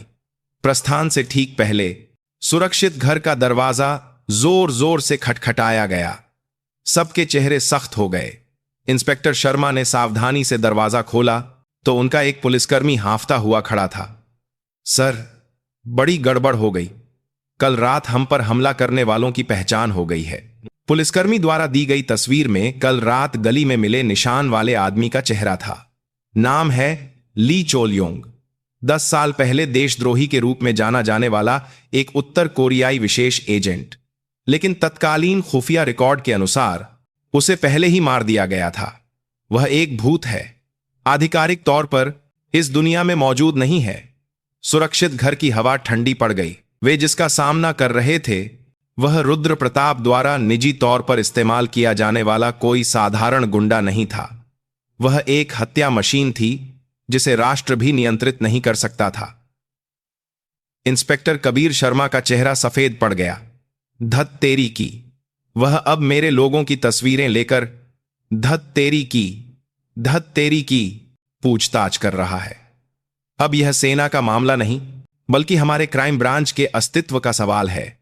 रुद्र प्रताप अब एक अनियंत्रित ट्रेन की तरह अपने रास्ते में आने वाली हर चीज को नष्ट करने लगा था, और उस ट्रेन का अंतिम गंतव्य कल दोपहर 3 बजे राष्ट्रीय कला केंद्र था। ली चोलयोंग। दुनिया में मौजूद न होने वाले एक हथियारे का नाम सुरक्षित घर में मौजूद सभी को जमा देने वाला था। प्रतिद्वंद्वी केवल एक खतरा नहीं था, वह स्वयं मृत्यु था। इंस्पेक्टर कबीर शर्मा के चेहरे से रंग उड़ गया। अब यह मामला उनके सम्मान या न्याय की भावना का नहीं, बल्कि उनके अधीनस्थों की जान का सवाल बन गया था। योजना के अनुसार आगे बढ़ें। चुप्पी को ब्रिगेडियर मीरा शर्मा ने तोड़ा। उनकी आवाज स्टील की तरह ठंडी थी, लेकिन उसमें एक हल्की सी कंपन थी। बल्कि अच्छा हुआ। दुश्मन जितना मजबूत होगा उतना ही हमारे गिरने पर खोने के लिए ज्यादा होगा। उनका हताश होना इस बात का सबूत है कि हम सच्चाई के दिल के उतने ही करीब पहुंच गए हैं। उनके शब्द डरे हुए लोगों के मन को शांत करने वाले एक आदेश की तरह थे। सभी की निगाहें एक जगह पर केंद्रित हो गईं। कल दोपहर 3 बजे राष्ट्रीय कला केंद्र। वह या तो आखिरी उम्मीद होगी या सभी की कब्रगाह। उसी समय एक समाचार पत्र के तंग कार्यालय में खोजी पत्रकार अंजलि शर्मा अपनी स्क्रीन पर आए एक पंक्ति के ईमेल को 10 से अधिक बार पढ़ चुकी थी। ऑपरेशन ध्रुव तारा का भूत आपसे मिलना चाहता है। उसकी पत्रकारिता की अंतरात्मा खतरे की घंटी बजाता है रही थी। ऑपरेशन ध्रुव तारा 10 साल पहले सेना द्वारा एक नायक के जन्म और एक गद्दार की मौत के रूप में जल्दबाजी में दबा दिया गया एक रहस्यमयी ऑपरेशन। उस समय एक नौसिखिया पत्रकार के रूप में उसने सोचा था कि उस मामले में कुछ गड़बड़ है, लेकिन कोई भी रिपोर्टिंग एक विशाल दीवार से टकराकर विफल हो गई थी और अब उस मामले का भूत उससे मिलना चाहता है। यह या तो एक जाल था या उसके पत्रकारिता जीवन को पूरी तरह से बदलने वाला एक बहुत बड़ा स्कूप था। उसने संकोच नहीं किया। जोखिम जितना बड़ा होता है, कहानी का मूल्य उतना ही अधिक होता है। जवाब भेजने के बाद एमईआई बन उसने रात भर ऑपरेशन ध्रुव तारा से संबंधित सभी सामग्रियों को फिर से देखना शुरू कर दिया और एक नाम पर ध्यान केंद्रित किया, रुद्र प्रताप चौहान। असामान्य रूप से तेज पदोन्नति, ऑपरेशन से संबंधित लोगों की रहस्यमय मौतें, पहेली के टुकड़े धीरे धीरे जुड़ रहे थे। अगले दिन दोपहर में मुंबई का राष्ट्रीय कला केंद्र शास्त्रीय संगीत और लोगों की हलचल से भरा था। इंस्पेक्टर कबीर शर्मा द्वारा निर्देशित ऑपरेशन लगभग पूर्ण था। उन्होंने प्रिया और सोहन लाल को एक सामान्य कॉलेज छात्रा और उसके पिता के रूप में प्रछन्न किया था, जो ओपेरा देखने आए थे। पुराने लेकिन साफ कपड़े, अजीब से मोटे चश्मे। कोई भी कल्पना नहीं कर सकता था कि वे भारत के सबसे खतरनाक भगोड़े हैं। टीम ए, टीम बी लक्ष्य प्रवेश कर चुका है। अपनी अपनी स्थिति से निगरानी शुरू करो। इंस्पेक्टर शर्मा की आंखें चारों ओर घूम रही थीं। उनकी टीम के सदस्य दर्शकों के बीच स्वाभाविक रूप से घुल मिल गए थे, लेकिन उनका पूरा ध्यान एक ही जगह पर था, ली चोलयोंग। वह भूत आखिर कहां होगा? प्रिया सोहन लाल का हाथ पकड़े शांत दिखने की कोशिश करते हुए लॉबी में चल रही थी, लेकिन उसकी पीठ पर ठंडा पसीना बह रहा था। उसे लग रहा था जैसे भीड़ में किसी की नजरें उन्हें भेद रही हों। जब उसकी आंखें भीड़ में भटक रही थीं, तभी उसकी नजर दूसरी मंजिल की बालकनी से उसे देख रहे एक आदमी से मिली, मेजर अर्जुन राणा। उसने व्यंग्यात्मक मुस्कान के साथ प्रिया की ओर होंठों से कहा, खेल खत्म। रुद्र प्रताप के कुत्ते पहले से ही यहां फैले हुए थे। प्रिया विचलित हुए बिना अपनी नजरें हटा ली। तयशुदा जगह थिएटर की तीसरी मंजिल पर आउटडोर टेरेस थी। यह एक सुनसान जगह थी और चारों ओर से खुली थी, जिससे अचानक हमले से बचाव करना आसान था। वह सोहन लाल को लेकर धीरे धीरे सीढ़ियां चढ़ी। उसे महसूस हो रहा था कि हर तरफ से तेज नजरें उन पर निगरानी रख रही हैं। टेरेस पर वादे के अनुसार लाल स्कार्फ पहने एक महिला खड़ी थी, अंजलि शर्मा। तेज आंखें और दृढ़ होंठ। उसने बिना किसी औपचारिकता के सीधे मुद्दे पर बात की। मुझे कहानी सुनाइए। भूत की आवाज। सोहन लाल अंजलि के करिश्मे से अभिभूत होकर पहले तो कुछ बोल नहीं पाया। जब प्रिया ने उसका हाथ पकड़ा तो उसने अंततः कामपति आवाज में 10 साल से दबी सच्चाई को उगलना शुरू कर दिया। अंजलि ने रिकॉर्डर चालू रखा और उसकी एक भी बात को बिना चूके तेज सवाल पूछे। क्या कोई सबूत है आपके सभी दावों का समर्थन करने के लिए? प्रिया ने टेप और तस्वीरें दी। अंजलि ने एक पोर्टेबल डिवाइस से टेप की सामग्री की जांच की और तस्वीरों को ध्यान से देखा। उसके चेहरे पर कोई बदलाव नहीं आया, लेकिन उसकी आंखों में विश्वास भर गया था। मैं विश्वास करूंगी, लेकिन यह काफी नहीं है। रुद्र प्रताप इसे मनगढ़ंत बताएगा। हमें उसकी गर्दन तोड़ने के लिए एक निर्णायक वार की जरूरत है, जिस वार की उसने बात की। गुप्त धन की सूची। लेकिन वह पहले से ही रुद्र प्रताप के हाथ में थी। निराशा प्रिया पर हावी होने ही वाली थी कि सोहन लाल ने कांपते हाथों से अपनी पुरानी जैकेट की भीतरी परत को फाड़ना शुरू कर दिया। कर्नल साहब ने हर स्थिति के लिए तैयारी की थी। भीतरी परत से तेल के कागज में लिपटा एक छोटा काला सफेद फोटो निकला। गुप्त धन की सूची के कई पन्नों में से केवल एक पृष्ठ की तस्वीर, लेकिन उस पृष्ठ पर अन्य वरिष्ठ सैन्य अधिकारियों के नामों के साथ रुद्र प्रताप चौहान नाम और एक बड़ी रिश्वत की राशि स्पष्ट रूप से लिखी हुई थी। एक अकाट्य आदर्श सबूत। अंजलि शर्मा की आंखें चमक उठीं। जैसे ही उसने तस्वीर लेकर उसे अपने कैमरे में कैद करने की कोशिश की, तभी वहीं रुको। टेरेस के प्रवेश द्वार को मेजर अर्जुन राणा के नेतृत्व में सैन्य पुलिस के एक समूह ने रोक लिया था। लॉबी से लोगों के चीखने की आवाजें आ रही थीं। भगोड़ा और देशद्रोही कैप्टन प्रिया सिंह को गिरफ्तार करो। प्रतिरोध करने पर गोली मारने की अनुमति है। रुद्र प्रताप ने अपना आखिरी पत्ता खेला था। हत्या में विफल होने पर उसने प्रिया को खत्म करने के लिए अपनी आधिकारिक शक्ति का उपयोग करने का फैसला किया था। चारों ओर से सैन्य पुलिस से घिरे हुए अंजलि शर्मा घबराई नहीं और डेटा चिप निकालकर पास खड़े इंस्पेक्टर शर्मा के एक पुलिसकर्मी की ओर फेंकते हुए चिल्लाई, इसे लेकर भागो, चाहे कुछ भी हो जाए। जैसे ही पुलिसकर्मी ने चिप पकड़कर दूसरी दिशा में भागना शुरू किया, पूरी लॉबी में अफरा तफरी मच गई। ब्रिगेडियर मीरा शर्मा और सूबेदार मेजर राव समय गंवाने के लिए सैन्य पुलिस से घिरे हुए थे और इंस्पेक्टर कबीर शर्मा की टीम नागरिकों की रक्षा करते हुए सैन्य पुलिस से भिड़ गई। प्रिया, तुम्हारा खेल खत्म हो गया। अर्जुन ने प्रिया पर बंदूक तान दी। प्रिया सोहन लाल को लेकर पीछे हटी। उसके पीछे एक ऊंची कांच की दीवार थी। अब भागने की कोई जगह नहीं थी। प्रिया ने फैसला किया, वह इस तरह पकड़ी जाकर सब कुछ नहीं खो सकती थी। उसने बगल में, यहां पर में लख्तर में ले गए, यहां पर में लख्तर में ले गए, यहां पर में ले गए रखे एक बड़े गमले को उठाकर कांच की दीवार की ओर फेंका। क्रैश! एक जोरदार धमाके के साथ कांच टूट गया और ठंडी सर्दियों की हवा अंदर आ गई। सोहन जी, मुझ पर विश्वास कीजिए। प्रिया ने बिना किसी हिचकिचाहट के सोहन लाल का हाथ पकड़ा और टूटी हुई खिड़की से 3 मंजिल नीचे चौक की ओर कूद गई। नीचे एक बड़ा कृत्रिम तालाब था। स्प्लैश! दोनों के शरीर ठंडे पानी में गायब होते देख अर्जुन ने गुस्से में हवा में गोलियां चलाईं। सभी सहयोगी पकड़े गए और जिस पत्रकार पर विश्वास था वह खतरे में थी। प्रिया और सोहन लाल अब भारत के सबसे प्रसिद्ध भगोड़े बनकर मुंबई के ठंडे दिल में फेंक दिए गए थे। पानी नरक की तरह ठंडा था। प्रिया बेहोश हो रहे सोहन लाल को पकड़कर किसी तरह सतह पर आई। कला केंद्र का चौक सैन्य पुलिस की चीखों और लोगों की चीख पुकार से एक युद्ध का मैदान बन गया था। पूरी तरह से भीगे हुए भीड़ में घुल मिलकर प्रिया सोहन लाल को सहारा देते हुए पागलों की तरह दौड़ी। कहां जाना है, किससे मदद मांगनी है, कोई योजना नहीं थी। ब्रिगेडियर शर्मा, सूबेदार मेजर राव, इंस्पेक्टर शर्मा सब पकड़े गए थे। अब वे पूरी तरह से अकेले थे। कैप्टन मैडम, मैं अब और नहीं चल सकता, मुझे यहीं छोड़ दो और जाओ, सोहन लाल ने हताश आवाज में कहा। लेकिन प्रिया ने हार नहीं मानी। उसके दिमाग में बहुत पहले पिता द्वारा सुनाई गई एक कहानी धुंधली सी याद आई।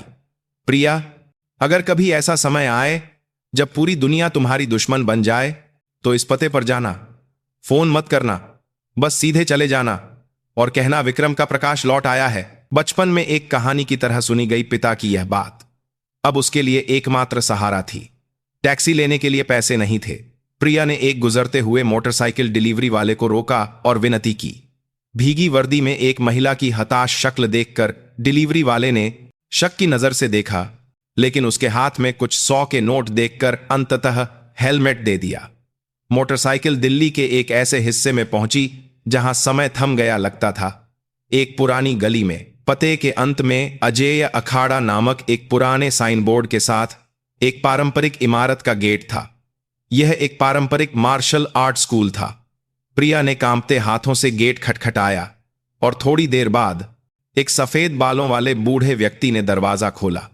वह बूढ़ा था, लेकिन उसकी गहरी आंखों और सीधी कमर से एक अदम्य आभा निकल रही थी। कौन? विक्रम का प्रकाश लौट आया है। जैसे ही प्रिया ने कॉडवर्ड कहा, बूढ़े व्यक्ति की आंखें एक पल के लिए तेज हो गईं। उसने प्रिया की भीगी हुई हालत और उसके पीछे कांप रहे सोहन लाल को एक बार देखा, फिर चुपचाप दरवाजा खोलकर उन्हें अंदर आने दिया। अखाड़े के गुरुजी हर्षवर्धन उसके पिता के सेना के साथी नहीं थे, वे उससे भी गहरे रिश्ते में थे। सेना में शामिल होने से पहले उसके पिता के धर्म भाई और एक अनौपचारिक देशभक्त संगठन के सदस्य जो छाया में रहकर देश के लिए काम करते थे। कर्नल विक्रम सिंह ने सेना प्रणाली में भ्रष्टाचार का अनुमान लगाया था और अंतिम उपाय के रूप में इन्हें पीछे छोड़ा था। गर्म चाय और सूखे कपड़े मिलने के बाद प्रिया ने पूरी कहानी बताई। गुरुजी हर्षवर्धन चुपचाप सब कुछ सुन रहे थे। उनका चेहरा शांत था, लेकिन चाय का कप पकड़े उनके हाथ की नसें तन गई थीं। तो विक्रम ऐसे गया, और अब तुम उसका बोझ लेकर आई हो। गुरुजी ने तुरंत अपने संगठन को सक्रिय किया।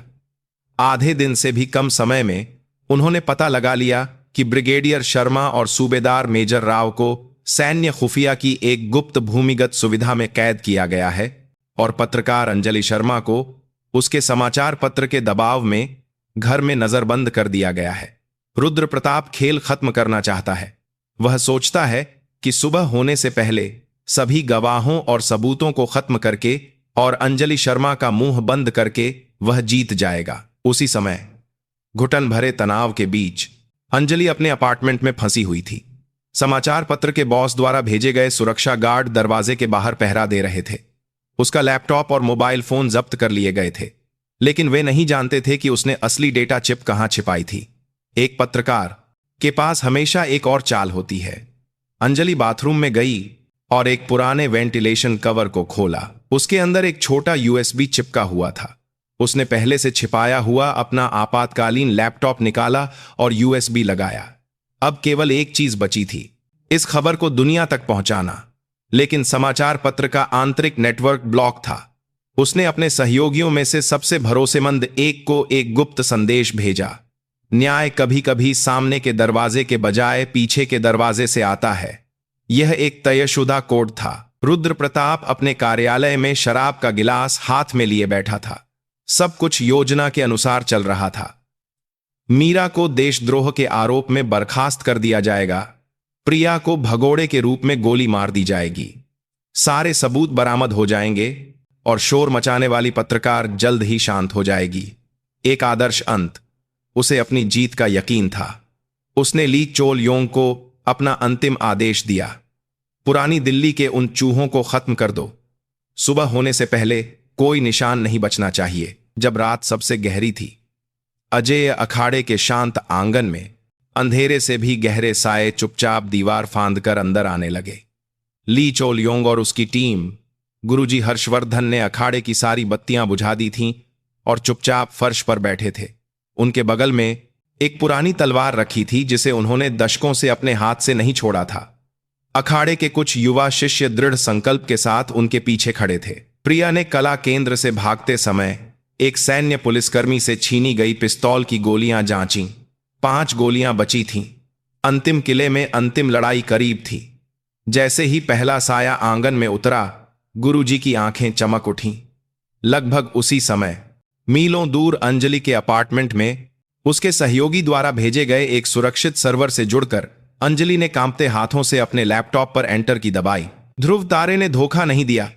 उसकी खबर के दुनिया के सामने आने का क्षण और गुरुजी की तलवार के अंधेरे को चीरने का क्षण बिल्कुल एक ही था। अध्याय 10। ध्रुव तारे का उदय। गुरुजी की तलवार अंधेरे में बिजली की तरह चमकी और एक साए के चाकू को काट दिया। शांत अखाड़ा एक पल में एक क्रूर युद्ध के मैदान में बदल गया। गुरुजी और उनके शिष्य संख्या में कम होने के बावजूद वर्षों के अभ्यास से प्राप्त मार्शल आर्ट के साथ आक्रमणकारियों का सामना कर रहे थे। लेकिन ली चोल योंग की टीम मानव हथियार थी। साइलेंसर लगी बंदूकों से आग की लपटें निकल रही थीं और तेज चाकू अंधेरे को काट रहे थे। प्रिया पिस्तौल हाथ में लिए सोहनलाल की रक्षा करते हुए एक भीतरी कमरे में पीछे हट गई। वह एक सैनिक थी, लेकिन इस तरह की अनौपचारिक हाथापाई का यह उसका पहला अनुभव था। उसने युद्ध के नियमों के अनुसार कवर का उपयोग करते हुए शांति से ट्रिगर दबाया। पफ पफ हर बार गोली चलने पर साए गिर रहे थे, लेकिन वे लगातार आगे बढ़ रहे थे। कैप्टन मैडम, यह लीजिए। सोहन लाल ने अपनी जेब से मूल तस्वीरें और टेप निकालकर प्रिया को दिए। मैं यहां मर भी जाऊं तो कोई गम नहीं, लेकिन यह कर्नल साहब का सम्मान बचाना होगा। उसकी आंखों में अब कोई डर नहीं था। उसने पास में रखी एक लकड़ी की तलवार उठाई और प्रिया के सामने खड़ा हो गया। इस बीच अंजलि की खबर इंटरनेट पर जंगल की आग की तरह फैलने लगी। पहले यह एक छोटी सी हलचल थी, लेकिन खबर में शामिल चौंकाने वाली तस्वीरें, रुद्र प्रताप की कायर आवाज वाली ऑडियो फाइल और कर्नल विक्रम सिंह की अंतिम वसीयत के सार्वजनिक होते ही यह हलचल एक सुनामी में बदल गई जिसने पूरे भारत को हिला दिया। सोशल मीडिया ठप हो गया और सभी समाचार पोर्टलों पर ऑपरेशन ध्रुव तारा विक्रम सिंह रुद्र प्रताप ट्रेंड करने लगे। सोए हुए मीडिया जाग गए और प्रधानमंत्री कार्यालय और रक्षा मंत्रालय के फोन घनघनाने लगे। रुद्र प्रताप द्वारा दशकों से बनाई गई झूठ की दीवार कुछ ही मिनटों में रेत के महल की तरह ढह रही थी। रुद्र प्रताप अपने कार्यालय में यह सब लाइव देख रहा था। उसके हाथ से शराब का गिलास फर्श पर गिरकर चकनाचूर हो गया। उसके चेहरे से पहली बार शांति गायब हुई और घबराहट, गुस्सा और डर छा गया। सेना और राजनीति में उसके सहयोगी, जो उसकी शक्ति का आधार थे, पहले ही उससे मुंह मोड़ चुके थे। वह अब एक अकेला द्वीप था। अखाड़े में खूनी संघर्ष अपने चरम पर था। गुरुजी को कई गहरे घाव लगे थे, लेकिन वे एक बूढ़े शेर की तरह दहाड़ते हुए ली चोल योंग से लड़ रहे थे। लेकिन वे समय के बोझ को नहीं हरा सके। जैसे ही ली चोल योंग की तलवार ने गुरुजी के कंधे को गहराई से काटा, प्रिया ने उस पर अपनी आखिरी गोली चलाई। गोली ली चोल योंग की बाह को छूकर निकल गई, लेकिन उसने परवाह न करते हुए प्रिया की ओर दौड़ा। जिस क्षण लगा कि सब कुछ खत्म हो गया है, धड़ाम अखाड़े का भारी गेट टूटकर गिर गया और पूरी तरह से सशस्त्र पुलिस कमांडो की टीम बाढ़ की तरह अंदर आ गई। उनके आगे इंस्पेक्टर कबीर शर्मा खड़े थे। हिलो मत, वरना गोली मार देंगे। सब हथियार डाल दो। अंजलि की खबर के फैलते ही प्रधानमंत्री ने तत्काल निर्देश दिए और एक विशेष जांच दल का गठन किया गया। इंस्पेक्टर कबीर शर्मा उस दल का नेतृत्व करते हुए सेना की बजाय पुलिस बल लेकर यहां आए थे। ली चोल योंग और बचे हुए साइयों ने प्रतिरोध छोड़ दिया और गिरफ्तार हो गए। सब कुछ खत्म हो गया था। धूल भरे अखाड़े में प्रिया खून और पसीने से लथपथ होकर गिर पड़ी। कुछ हफ्तों बाद देश स्टारगेट कांड से हिल गया। रुद्र प्रताप चौहान सहित दर्जनों वरिष्ठ सैन्य अधिकारी और राजनेता गिरफ्तार किए गए। ब्रिगेडियर मीरा शर्मा और सूबेदार मेजर बलवंत राव को रिहा कर दिया गया और वे मामले की सच्चाई की जांच के लिए बनी एक विशेष समिति के मुख्य सदस्य बन गए। सोहन लाल को सभी आरोपों से बरी कर दिया गया। उसकी अपमानजनक बर्खास्तगी रद्द कर दी गई और उसे राष्ट्रीय नायक का दर्जा दिया गया। अंजलि शर्मा ने उस साल के सभी पत्रकारिता पुरस्कार जीते और अंत में रक्षा मंत्रालय की विशेष अदालत में सभी रैंक और पदकों से वंचित कैदी की वर्दी में रुद्र प्रताप चौहान गवाह के कटघरे में खड़ी प्रिया सिंह के सामने खड़ा था।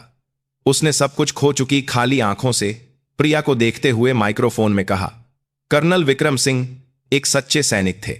गद्दार मैं था। मैं कैप्टन प्रिया सिंह से और दिवंगत कर्नल विक्रम सिंह की आत्मा से घुटनों के बल माफी मांगता हूं। उसकी माफी शायद सच्ची नहीं थी, लेकिन यह एक युग के अंत की आधिकारिक घोषणा थी। मौसम बदला और वसंत की गर्म धूप खिली।